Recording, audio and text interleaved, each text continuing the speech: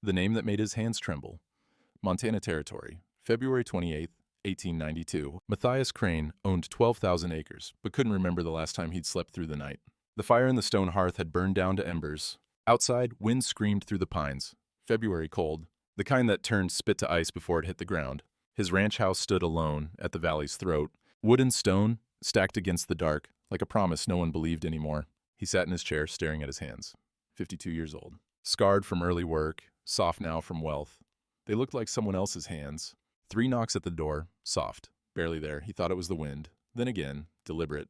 He rose, lifted the oil lamp from the mantel. The flame bent sideways in the draft as he crossed the room, hands steady on the latch. He opened the door. At first, he saw nothing but snow and night. Then he looked down. At the base of the porch steps, half buried in snow, a shape.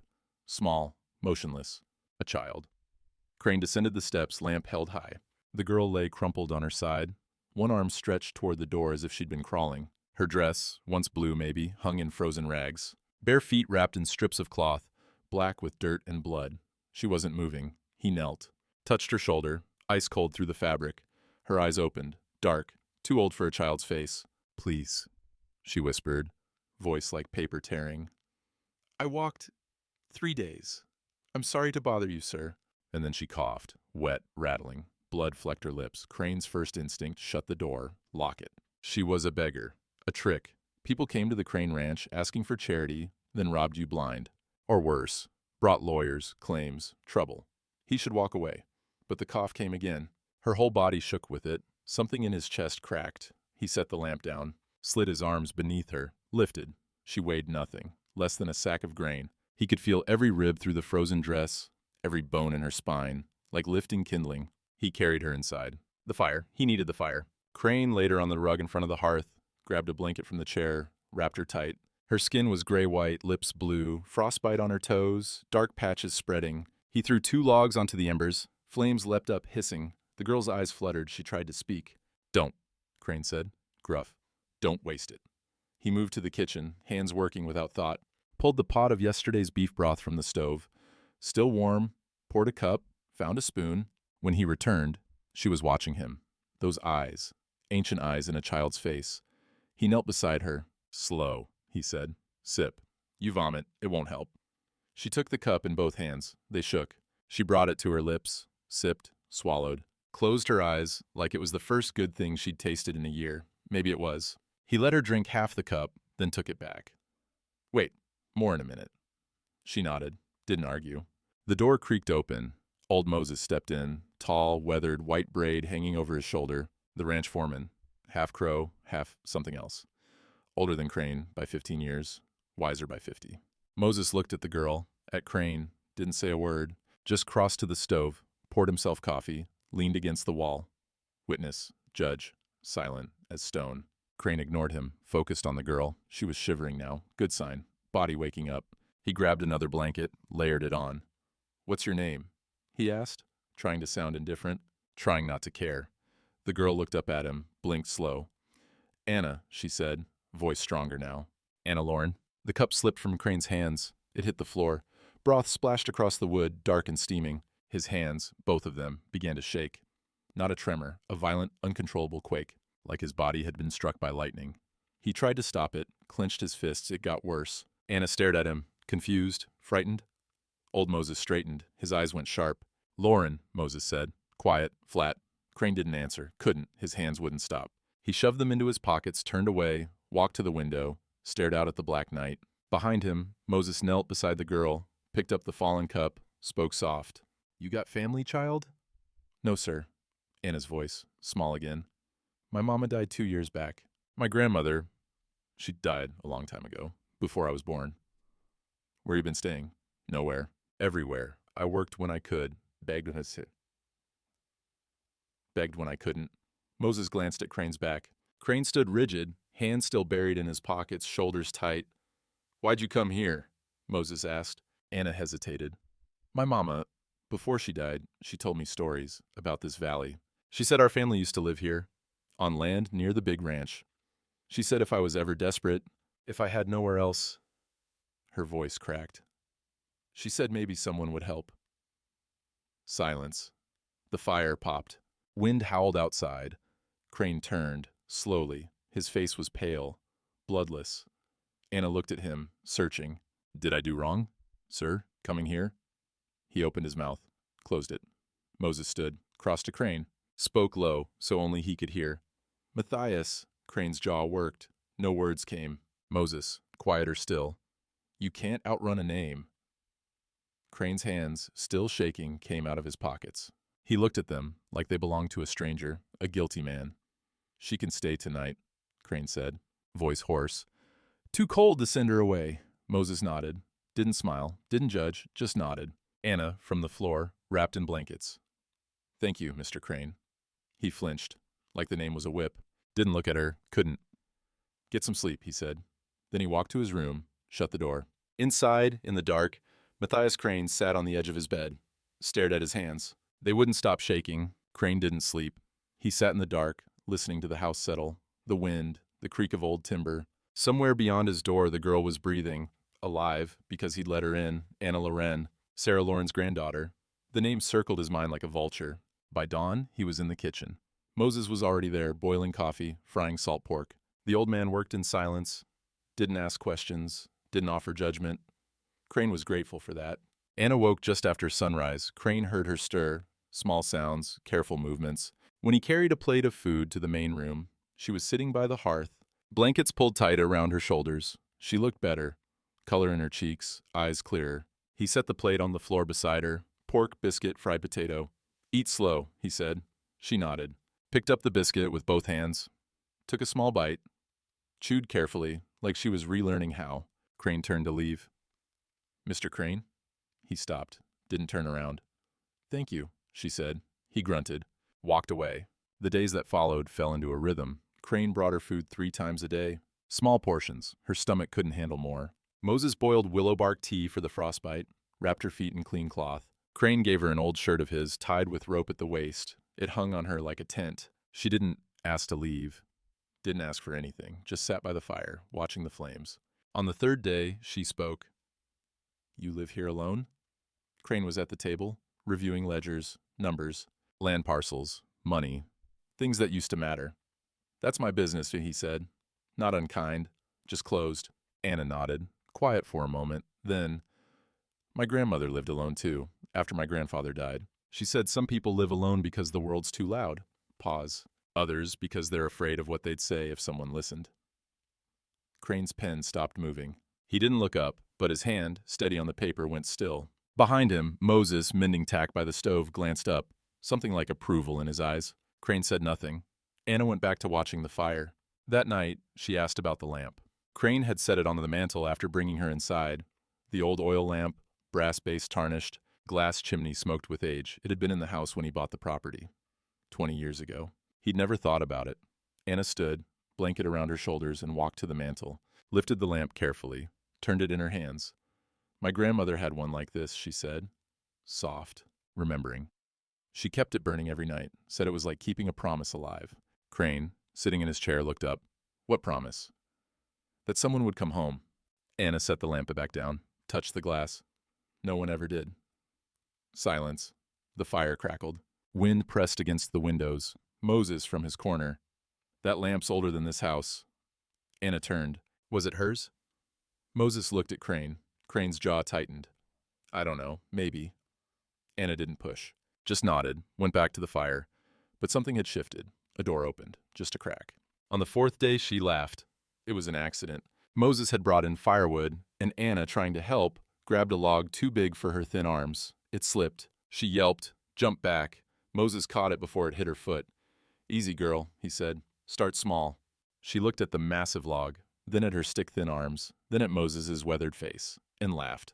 Hoarse, rusty, like she'd forgotten how, but real. Moses's mouth twitched, almost a smile. Crane, watching from the doorway, felt something crack in his chest. Not painful, worse, warm. That evening, Anna tried to eat a biscuit too fast. Choked. Eyes went wide. She coughed, doubled over, gasping. Crane moved without thinking, crossed the room, slapped her back. Not hard, but firm. The piece of biscuit flew out, hit the floor. Anna sucked in air, coughed again, then looked up at him, eyes watering. I'm okay, she wheezed. I just forgot how to eat like a person. Moses, from the stove, chuckled. Low and quiet, Crane stared at her. At this half-starved child who'd walked 3 days through winter, who should be dead, who was laughing about choking on bread. "You're a fool," he said, but there was no edge to it. Anna grinned, gap-toothed. "Yes, sir." He turned away, went back to his chair. But his hands, for the first time in days, weren't shaking. On the 5th night, Anna sat across from him at the table. Moses had gone to the bunkhouse. The fire burned low. She'd been quiet all evening, pensive. Finally, she spoke. "Why do you live alone, Mr. Crane?" He didn't answer right away, stared at the lamp between them, the flame steady, small. "I'm not good company," he said. "That's not an answer." He looked at her. This child, 11 years old, skin still hollow, bones still sharp, but eyes that saw too much. "Some men," he said slowly, "build things that cost more than money." Anna tilted her head. "What did it cost you?" Crane's throat tightened. He stood. "You should sleep." Anna watched him. Didn't move. "My grandmother used to say," she said quietly, "a rich man who can't sleep is poorer than a beggar who can." Crane froze, back to her, shoulders tight. "Your grandmother was a wise woman," he said, voice rough. "She was." Pause. "She also said, 'The land remembers, even when people forget.'" Silence. Crane turned, looked at her. Really looked. She wasn't accusing him, wasn't threatening, just seeing him. Moses's words echoed, "You can't outrun a name." "Get some rest, Anna," Crane said. She nodded, stood, wrapped the blanket tighter. "Good night, Mr. Crane." He waited until she was in the spare room. Door closed. Then he sat back down, stared at the lamp. The flame burned steady, small, faithful, keeping a promise alive. His hands began to shake again. Sheriff Thomas Wade arrived on the 6th day. Crane heard the horse before he saw it.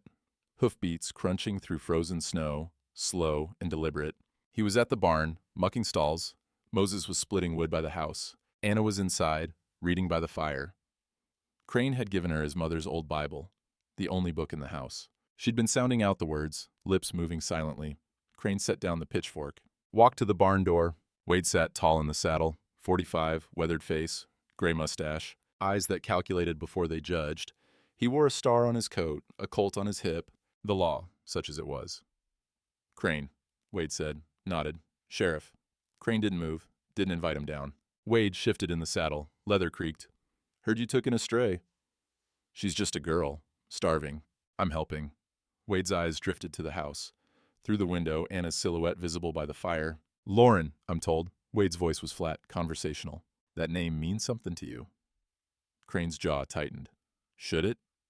Wade studied him. Long pause. "The kind lawmen used to make guilty men talk." Crane said nothing. Wade sighed, dismounted, walked closer, stopped 3 feet away, close enough to speak low, far enough to stay safe. 20 years ago, Wade said quietly, there was a family, Lawrence, had a piece of land on your north section, water rights, good grazing. Pause. There was a dispute, legal matter. Winter came hard. They didn't make it through. Crane's hands, hanging at his sides, curled into fists. "I remember," Crane said. "Good." Wade glanced at the house again. "Then you remember how that land came to be yours?" "Legal sale?" "Foreclosure, all documented." "Legal," Wade agreed. "Sure." He turned back to Crane, eyes hard now. "But people talk, Matthias. They remember things different than the law does. And if that girl starts asking questions..." He let it hang. Crane's voice dropped. "What are you saying?" "I'm saying it might be easier to send her to the county home. Clean, no complications, she'd be fed, clothed. You'd have done your Christian duty." Silence. Moses, by the woodpile, stopped mid-swing, didn't turn around, but listening. Crane stared at Wade. "She stays." Wade's eyebrows lifted. "That's so?" "That's so." The sheriff studied him. Something like disappointment in his face. Or maybe pity. "You've built a lot here, Crane. Respect. Influence. Bank shares, land, that girl's a thread. You pull it, whole thing might unravel. Then it unravels." Wade shook his head, slow. "Didn't take you for a fool, Matthias." "I'm not." Crane's voice was stone. "But I'm not sending her away." Wade looked at him a long moment, then nodded. Walked back to his horse, mounted up. "Your choice," Wade said. Turned the horse. Then, over his shoulder, "Hope you know what you're doing." He rode off, hoofbeats fading into the white silence. Moses walked over, stood beside Crane. Both men watched the sheriff disappear into the trees. "He'll come back," Moses said. "I know. And when he does, he'll have questions. Legal ones. Crane didn't answer. Moses turned to him. You can't protect her by hiding it, Matthias. Crane's jaw worked. I'm not ready. She'll find out. Better from you than from him. Crane walked away, back into the barn, hands shaking again. That night, Anna asked Moses about her grandmother. Crane was in his room, door cracked open. He could hear them by the fire. What happened to her? Anna's voice, small, careful. Moses, quiet. Your grandmother? She lost her land. Hard winter, 1872. She didn't survive. Pause. Who took the land? Anna asked. Silence. Crane stood in the dark, heart pounding. Moses finally. Sometimes the land takes itself, child. Drought, cold, fate. But someone bought it. After. Yes. Who? Moses didn't answer. Anna, softer. Was it Mr. Crane? Crane closed his eyes, leaned against the doorframe. Moses, that's a question for him. Footsteps. Anna walking. Then her voice farther away. I'm going to sleep. Good night, Mr. Moses. Good night, child. Crane waited until her door closed, then stepped out. Moses looked up, face unreadable. Crane crossed to the table, pulled out a bottle of whiskey, poured a glass. His hands shook so badly the bottleneck clattered against the rim. Whiskey sloshed over the edge. He set the bottle down, hard. I'm trying, Crane said, voice breaking. I'm trying to make it right. Moses stood, walked over, looked at him with those ancient eyes. You can't make it right by hiding it, Matthias. Then what do I do? You tell her the truth. Yeah, and then what? She leaves? Hates me? Tells the whole territory I'm a thief? Moses was quiet a moment.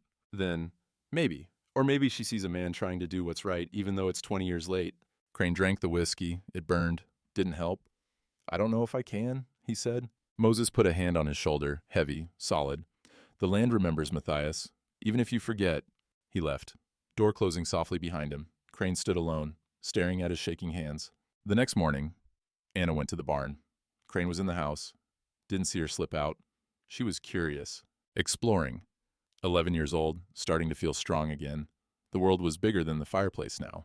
In the barn, she found old tools, tack, feed sacks, and in the corner, under a tarp, a stack of papers, surveyor maps, land deeds, legal documents. She pulled one out, unfolded it carefully. It was a map of the valley, property lines drawn in ink, parcels labeled. Her eyes moved across the paper. There, north section. In faded script, Loreen Homestead, Delmony 40 acres. And below it, in newer ink, Crane Valley, north parcel. Her breath stopped. She stared at the map, at her family's name, crossed out, replaced. Footsteps behind her, she turned. Moses stood in the barn door, face sad, knowing. You found it, he said, not a question. Anna looked down at the map, back at Moses. He took it, she whispered. Moses didn't answer, didn't deny. Anna folded the map, slow, careful, set it back under the tarp. When she looked up, her eyes were different, harder, older. The child who'd laughed at choking on bread was gone.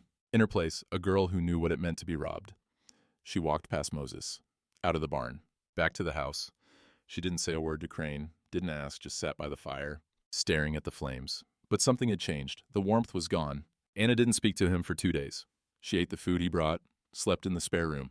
But when he entered, she turned her face to the wall. Crane knew. She'd seen the map. On the third day, she confronted him. It was evening. Moses had gone to check the cattle. Crane was at the table, ledger open, numbers blurring together. Anna walked in from the barn, held the surveyor's map in both hands. She set it on the table, smoothed it flat, pointed. This was my family's land. Crane didn't move, didn't look up. Yes, he said. What happened to them? His pen stopped. He set it down, closed the ledger, finally looked at her. Her face was stone, eyes cold. There was a drought, Crane said, slow, careful. Summer of 71. Water rights became disputed. I had a claim on the creek that ran through their section. Legal claim, filed with the territory. And they contested it, said they'd been using that water for 3 years. Had prior right. He paused. I had lawyers, money. They had nothing. Anna's jaw tightened. Go on. The law sided with me. Crane's voice went flat, mechanical. I got the water rights. They lost their irrigation, lost their crop. Winter came hard. Your grandmother... He stopped, swallowed. She tried to hold on, borrowed from the bank, couldn't pay, foreclosure. And then? She stayed through the winter, wouldn't leave. February of 72, someone found her, dead, cold, alone. Silence. The fire crackled. Wind pressed against the windows. Anna's hands, resting on the map, curled into fists. You killed her, she said, voice steady, calm. Worse than screaming. Crane flinched. The law killed her. You just didn't stop it. He looked at her, at this child, 11 years old, speaking like a judge. No, he said quietly. I didn't. Anna stared at him, eyes wet now, but not crying, not yet. And then you took the land. Yes. Well, built your empire on it. Yes. She picked up the map, folded it once, twice, hands shaking. So when I knocked on your door, she said, voice cracking now, and you saved me. She looked up, met his eyes. You did it because you felt guilty. Crane opened his mouth, closed it. She leaned forward. Didn't you? Yes. The word fell like a stone. Anna's face crumpled, not in tears, in something worse, realization. You didn't save me because I mattered. Her voice broke. You saved me because you needed to feel better? Crane stood. Anna, don't. She stepped back. Don't say my name like you care. I do care. You care about yourself. The first tear fell. She wiped it away angrily. My mother died 2 years ago. We had nothing because you took everything. Her voice rose. And when I showed up, half dead, you took me in, fed me, clothed me. And I thought, she choked. I thought someone finally cared. Crane's hands were shaking again, violent, uncontrollable. But it wasn't about me, Anna whispered. It was about you, your guilt, your soul. Silence. She was right, and he knew it. The door opened. Moses stepped in, looked at them, at the map, on the table, at Anna's tears. He walked over, stood between them. That's how it started, Moses said. Quiet, addressing Anna, but eyes on Crane. But look at him now, child. Anna didn't turn. Moses continued. He's shaking because he knows he can't undo what he did. He's not trying to feel better. He's trying to do right, even though it's 20 years too late. Anna looked at Crane, at his trembling hands, his pale face, the fear in his eyes. Does it matter? She asked. If the reason's wrong? Moses considered. I don't know. But doing the right thing for the wrong reason is still better than doing nothing at all. Crane's breath came shallow, fast. Anna stared at him a long moment, then she walked to the door, pulled on the old coat Moses had found for her, too big, sleeves hanging past her hands. Where are you going? Crane's voice, hoarse. Out. It's freezing. I know. She opened the door. Wind howled in. Anna. She turned, looked at him one last time. You're right, Mr. Crane, she said. You can't undo it. You can't make it right. Pause. But at least you're honest now. She walked out. Door slamming behind her. Crane stood frozen, hands shaking, breath gone. Moses crossed to the window, watched her walk toward the tree line. Small figure against the white. Let her go, Moses said. She needs the cold. Crane sank into the chair, put his head in his hands. I destroyed her, he whispered. No. Moses turned. Her grandmother's death destroyed her. You just reminded her. Crane looked up, eyes wet. What do I do? Moses was quiet a long time. You keep trying, he said finally. Even if she hates you, even if it doesn't fix anything. You keep trying. Crane nodded, but he didn't believe it. Outside, in the snow, Anna walked and walked, and finally, alone in the frozen woods, she cried. Anna didn't come back. An hour passed, then 2. Crane stood at the window watching the tree line.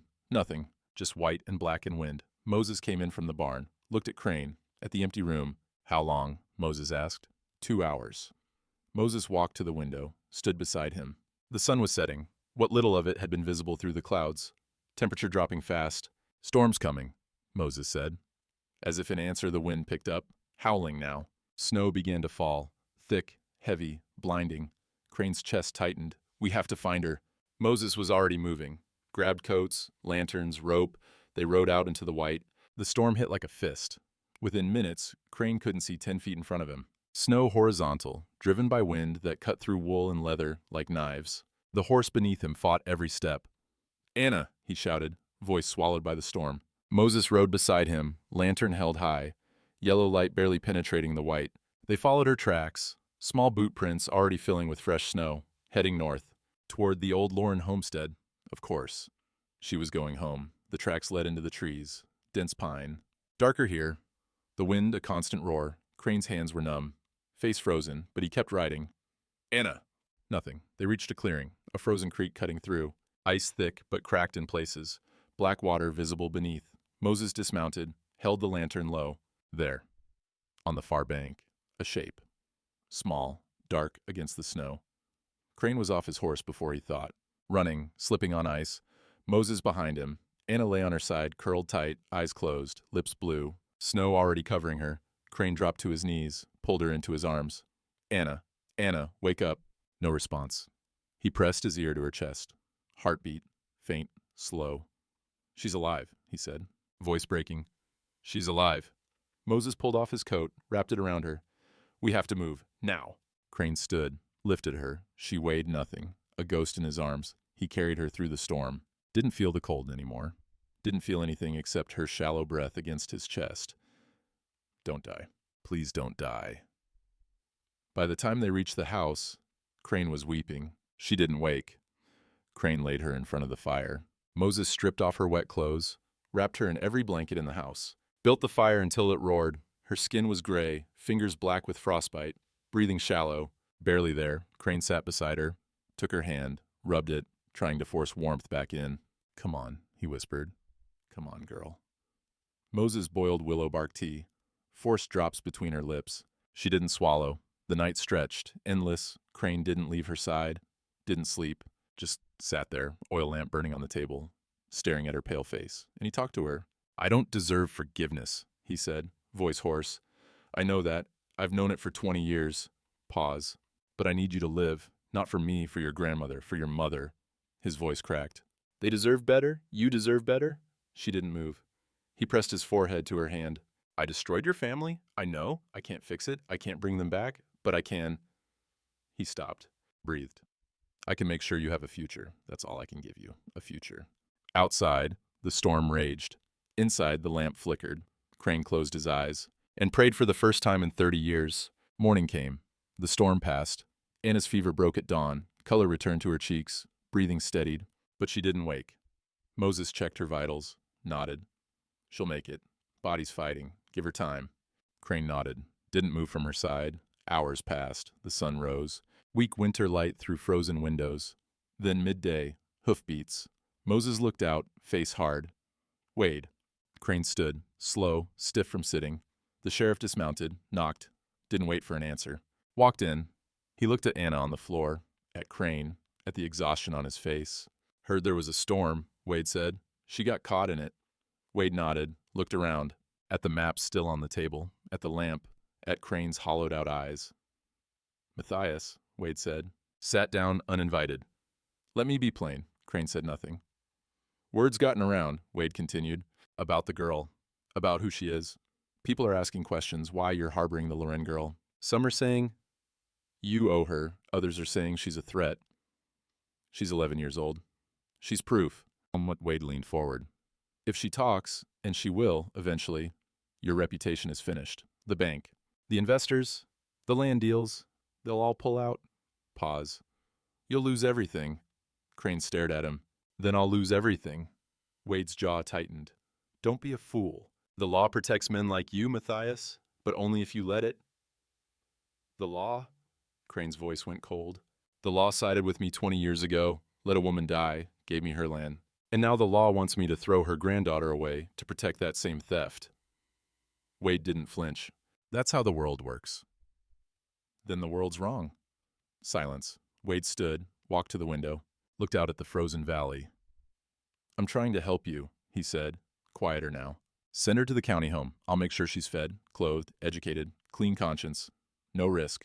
Everyone wins. Crane walked over, stood beside him, both men looking out at the white expanse. Do you sleep, Wade? Crane asked. The sheriff blinked. What? At night. Do you sleep? Wade's face hardened. I do my job. I haven't slept in 20 years. Crane turned to him. Not really, not once. Every night I see her, Sarah Loren, dying alone in the cold. And every morning I wake up richer, bigger ranch, more respect. His voice dropped. And emptier. Wade said nothing.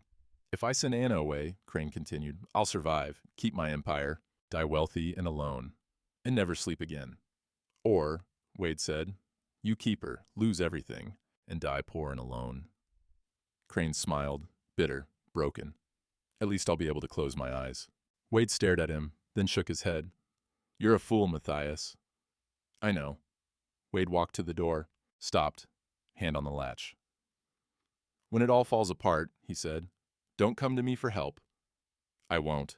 Wade left, door closing hard. Moses from the corner. He's right, you know, you'll lose everything.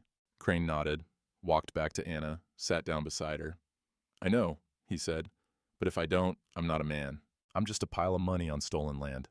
Moses nodded, poured coffee, brought it to him. They sat in silence, waiting. Anna woke at dusk, eyes fluttering open, confused, weak. Crane was dozing in the chair, jerked awake when she stirred. Anna, he breathed. She looked at him, blinked slow. You found me, she whispered. Yes. She tried to sit up. He helped her, propped pillows behind her. She looked around, at Moses, at the fire, at the lamp still burning. I heard you, she said, voice faint. Last night, you were talking. Crane went still. You said... She paused, swallowed. You said I deserved a future. He nodded, couldn't speak. Anna looked at him, at his red eyes, at his trembling hands. The sheriff was here, she said. You heard that too, and he told you to send me away. Yes. And you said no. Crane's throat tightened. Yes. Anna was quiet a long time, just looking at him, seeing him. Why? She asked. You'll lose everything.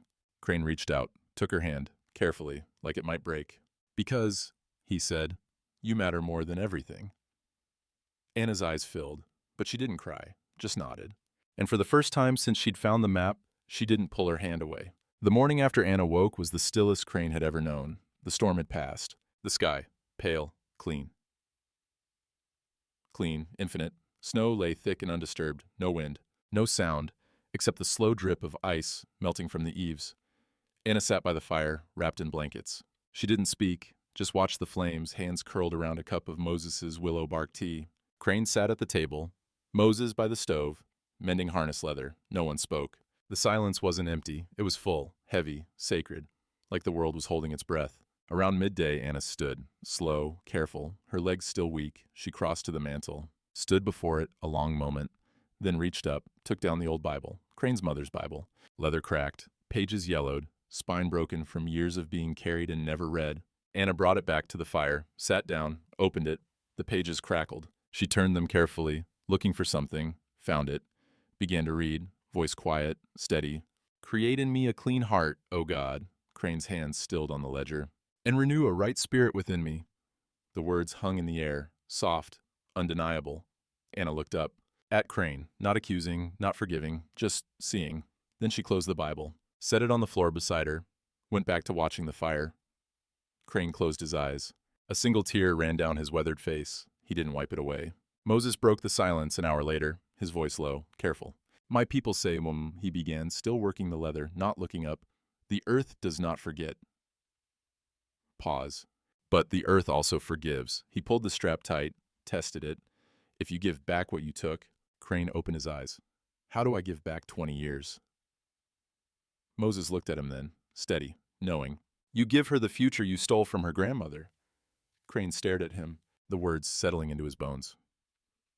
He stood, walked to his desk in the corner, pulled open the bottom drawer. Inside, papers, deeds, contracts, legal documents bound in ribbon and sealed with wax. He reached past them all, to the back, pulled out a single sheet, old, edges worn, the original land deed, Lauren Homestead, 240 acres. Below it, the foreclosure notice.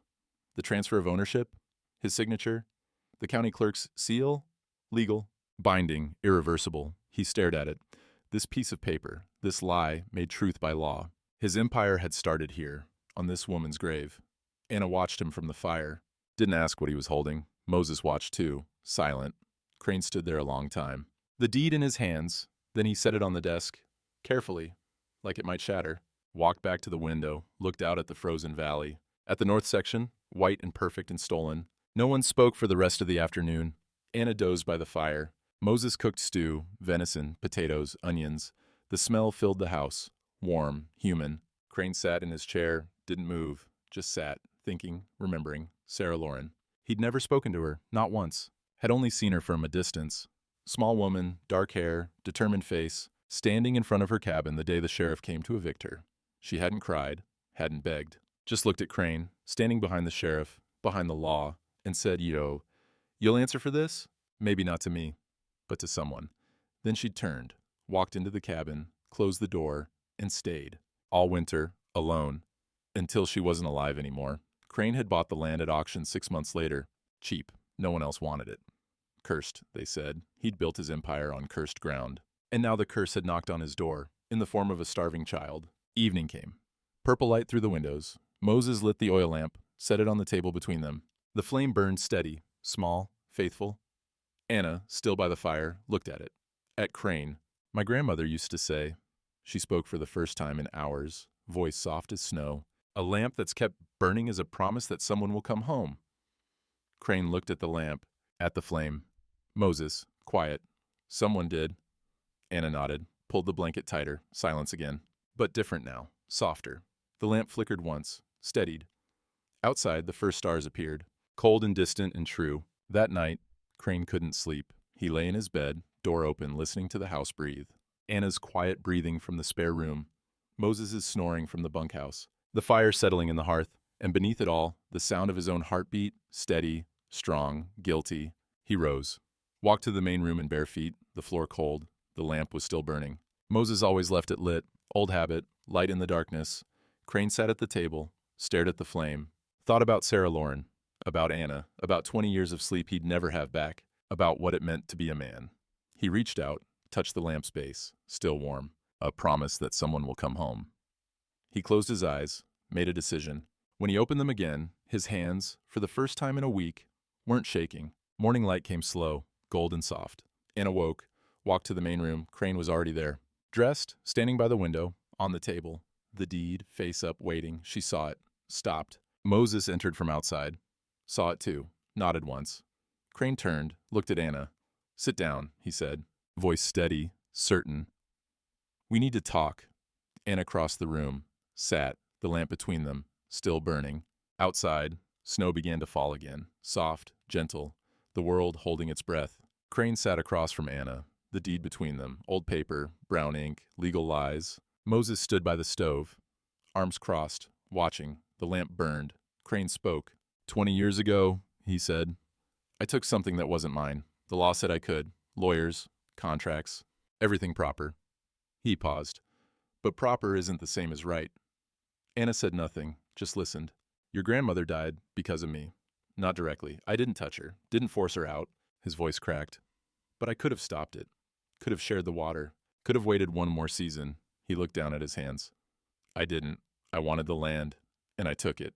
The fire crackled. Outside, snow fell silent and slow. Your mother suffered because of it, and you, he looked up at her. You nearly died in my doorway because I took everything your family had. Anna's jaw tightened, but she didn't look away. I can't undo it, Crane said. I can't bring them back. Can't give you those 20 years. He placed his hand on the deed. But I can give you this.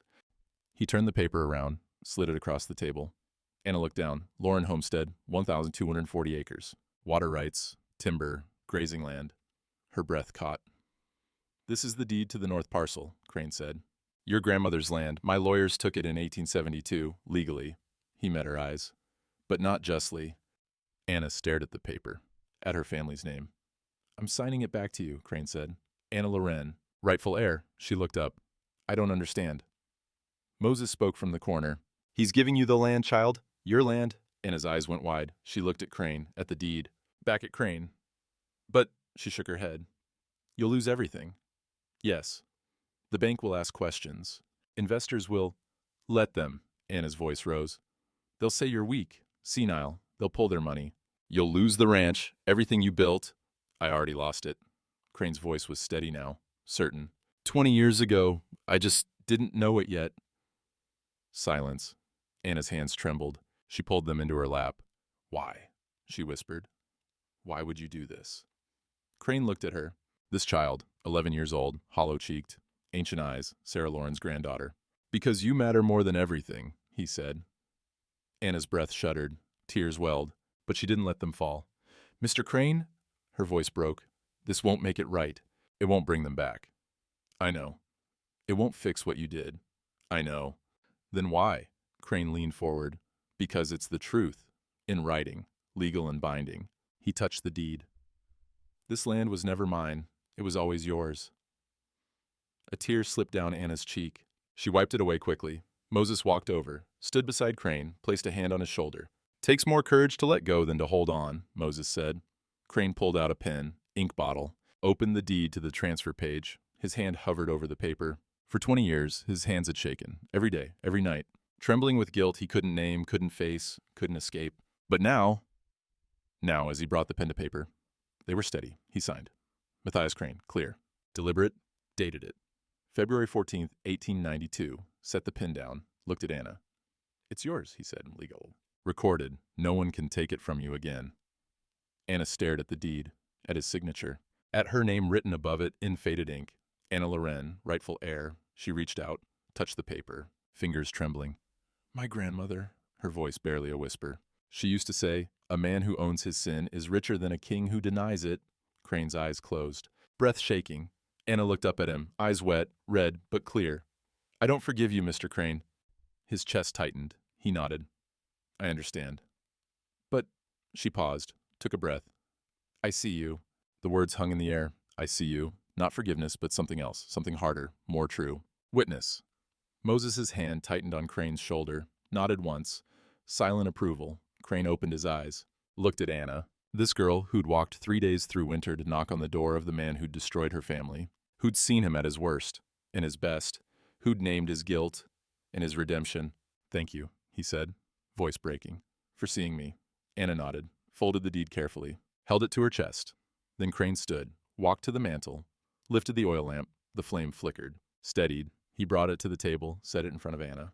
"This was in the house when I bought the property," he said. "I think it belonged to your grandmother." Anna looked at the lamp, at the flame dancing inside the glass. "Keep it burning," Crane said. "For her, for your mother, for you."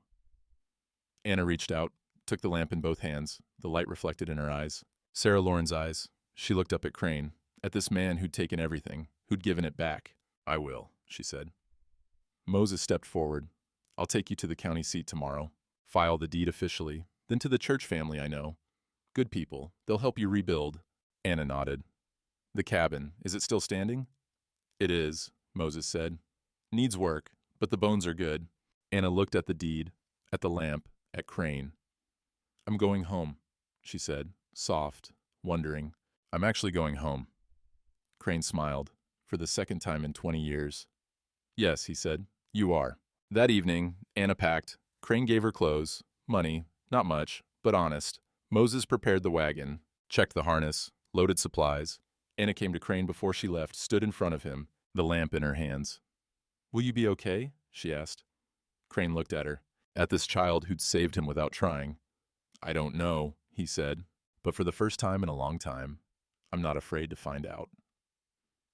Anna nodded. Then, hesitant, she reached out, took his hand still, steady, healed, squeezed once. "Thank you," she said, "for choosing me." Crane's throat closed. He squeezed back. "Thank you," he whispered, "for giving me the chance." She let go, turned, walked to the wagon where Moses waited, climbed up, the lamp on her lap, flame protected by her hands. Moses clicked to the horses. The wagon rolled forward. Crane stood on the porch, watching them go. Anna looked back once, lifted her hand. Crane lifted his. The wagon disappeared into the trees. He stood there a long time, the cold biting his face, the wind gentle now, his hands at his sides.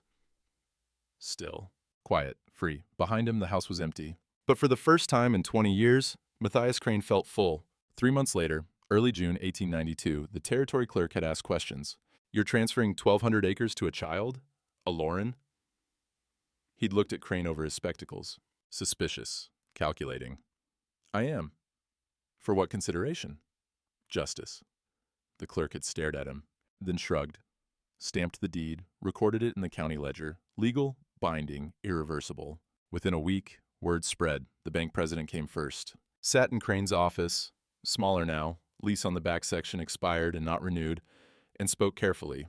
"Matthias, the board has concerns. This transfer. People are asking questions about your judgment." My judgment is fine. "You gave away prime grazing land, water rights, to a girl with no legal claim." "She had every legal claim. I had none."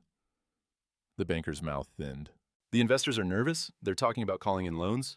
Restructuring terms? Crane had looked at him, calm, steady. Let them. 3 investors pulled out that month. The bank raised his interest rates. 2 ranch hands quit. Rumors Crane was going soft, losing his mind. His empire began to shrink. He didn't fight it. But Moses stayed. Every morning the old man was there, coffee already brewing, quiet, loyal.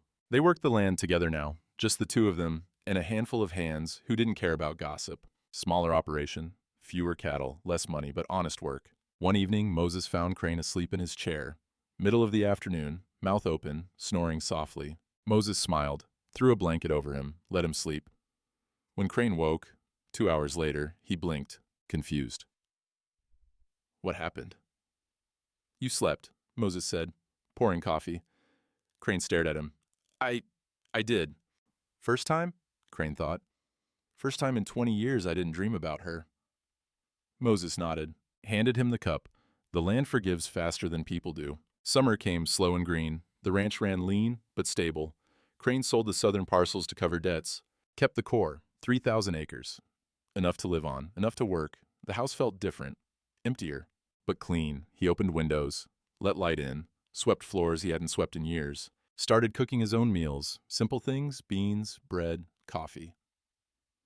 One morning, Moses came in and stopped, stared. Crane was whistling. What? Crane asked. Moses just shook his head, smiled. Nothing. But it wasn't nothing, it was everything. The letter came in late June. Moses brought it from town. Plain envelope, careful handwriting, child's script, but improving.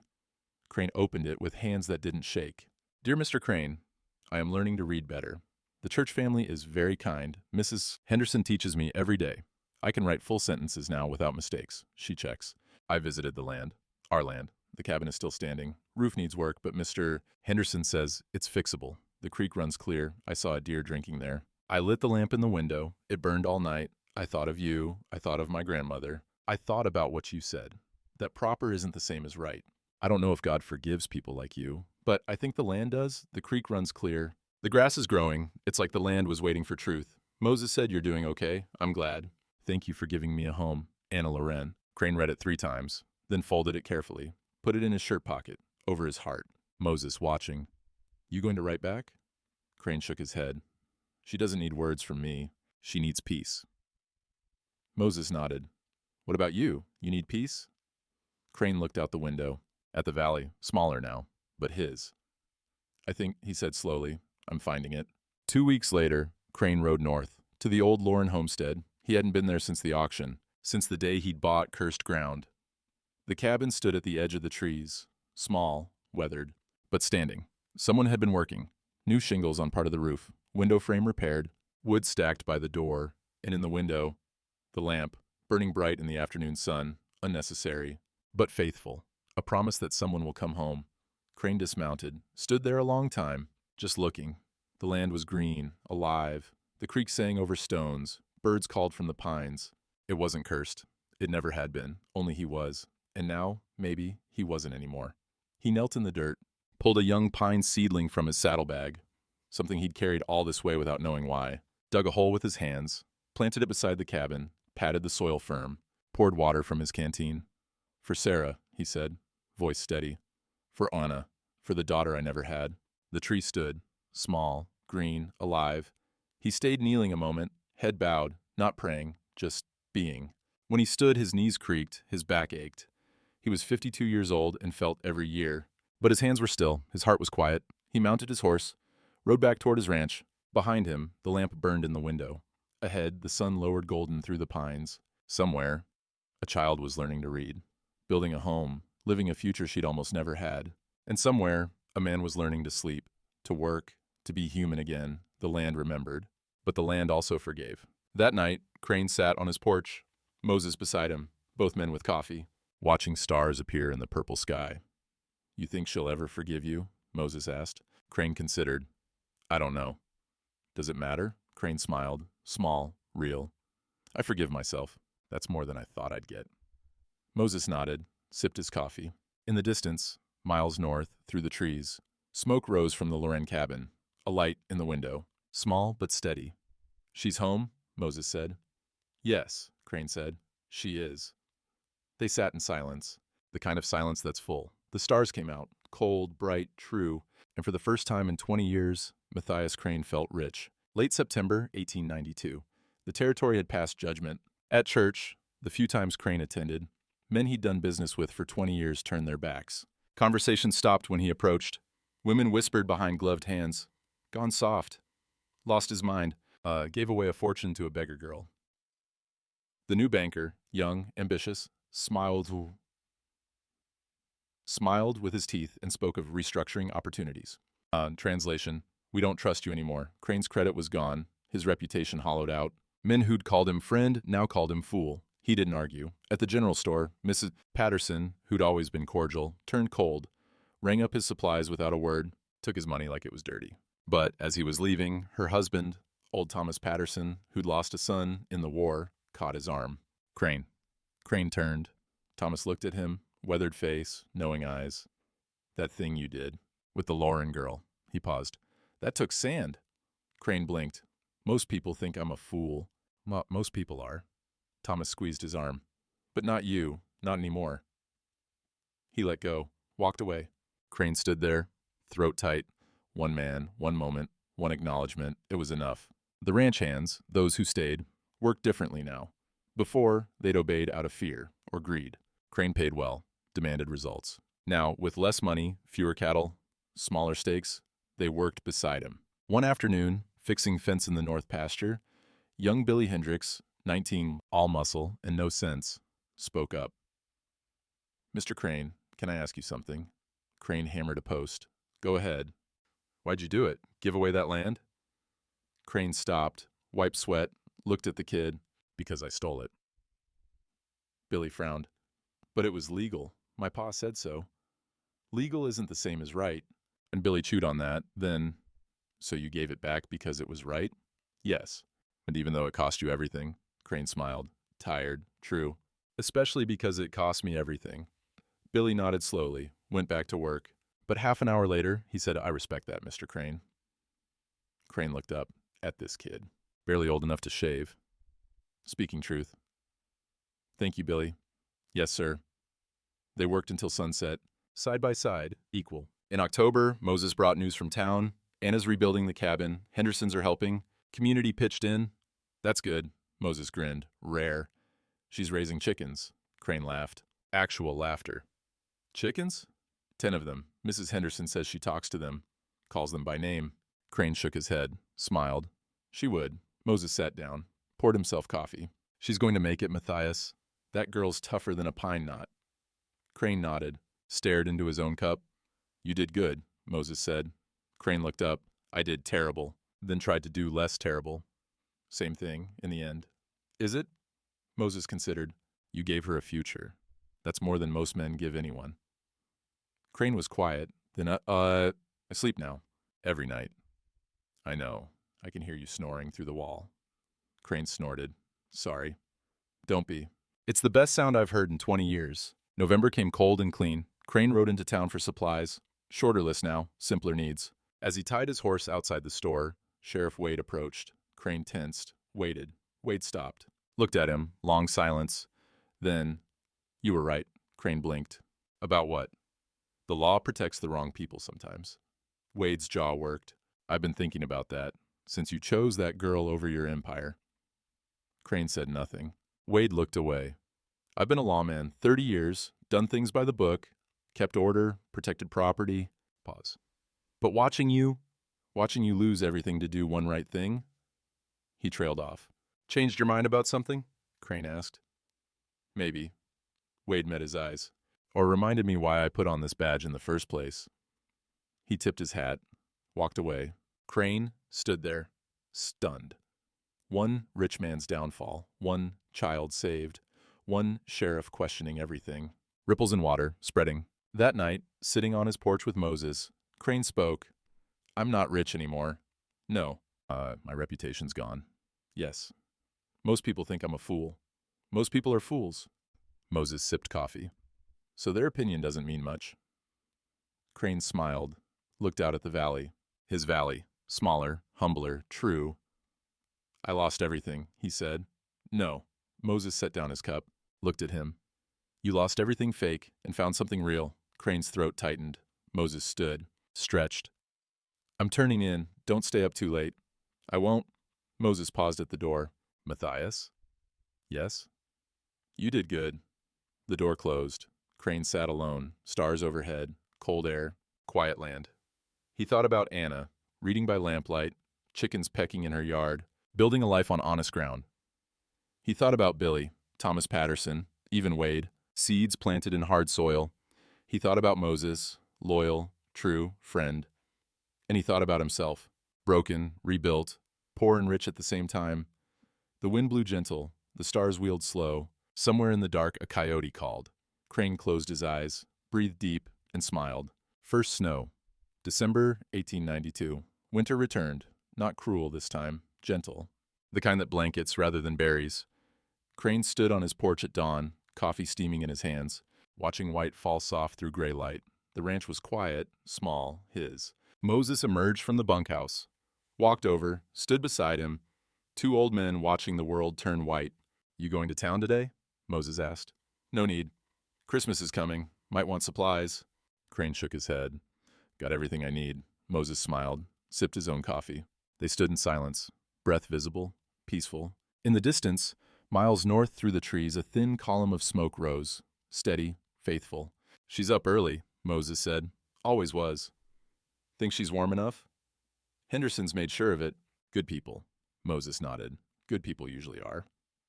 More silence, snow falling, world muffled and clean. You miss it? Moses asked. The Empire? Crane thought. I miss the idea of it, the respect, the weight, and pause. But not the man I was. Who are you now? Crane smiled, slow, true. I don't know yet, but I'm not afraid to find out. Moses clapped him on the shoulder. Good enough. They went inside, made breakfast, ate in comfortable silence, the kind of silence earned through fire. That afternoon, Crane saddled his horse. Where are you going? Moses asked. North. Moses understood, nodded. Crane rode through falling snow, slow, easy, no hurry. The valley spread white and endless, beautiful, brutal, honest. He reached the Lauren homestead an hour later. The cabin stood strong, new roof, chinked walls, smoke from the chimney, woodpile stacked neat under a lean-to, and in the window, the lamp, burning bright, even in daylight. A promise kept. Crane dismounted, stood in the snow, just looking. The door opened. Anna stepped out. She'd grown. Not much. Still small, still thin, but stronger. Color in her cheeks, eyes clearer, wearing a proper coat now. Boots that fit. She saw him, stopped. They looked at each other across the snowy yard. Crane lifted his hand. Small wave. Anna hesitated, then lifted hers. A moment, silent, full. Then she turned, went back inside, door closing soft, not cold, not angry, just separate. She had her life now, he had his, and that was right. Crane looked at the cabin, at the lamp in the window, at the young pine tree he'd planted, still alive, branches green against white snow. He knelt, touched the tree. She's safe, he whispered. Your granddaughter, she's home. The wind answered, gentle, forgiving. He stood, mounted his horse, rode back. Evening. Christmas Eve. Crane and Moses sat by the fire. No decorations, no tree, just two men, coffee, silence. Moses pulled something from his pocket, a small bundle wrapped in cloth. This came today, from Anna. Crane took it, unwrapped it carefully. Inside, a candle, hand-dipped, simple, and a note. Mr. Crane, the lamp still burns. Every night, Merry Christmas. A.L. Crane stared at the candle, at the note, at her initials. His hands, steady, quiet, trembled once. Just once. Then stilled. Moses watched him. You okay? Crane nodded, couldn't speak. He stood, placed the candle on the mantel, lit it with a match from the fire. The flame rose, small, bright, faithful. Two lights now, Moses' lamp on the table, Anna's candle on the mantel, promises kept, both ways. Moses raised his coffee cup. To doing the right thing. Crane raised his. Even when it costs everything. They drank. Outside, snow fell silent. Inside, firelight and candlelight danced. And in the distance, too far to see, but close enough to feel, another lamp burned in another window. A girl safe. A man forgiven, not by her, but by himself. Legacy restored, truth made real, mercy triumphant. The land remembered. and the land forgave. Crane walked to the window, looked out at the white darkness, Moses beside him. You think she'll ever come back? Moses asked. Visit? I don't know. Crane's breath fogged the glass. But it doesn't matter. Why not? Crane smiled. Because she's alive, building a life. That's enough. Moses nodded. More than enough. They stood together, two old men, watching snow. Behind them, the candle burned. Ahead, the future. Uncertain, humble, clean. Crane closed his eyes. For the first time in 20 years, he felt peace so deep it hurt. And in that hurt, light.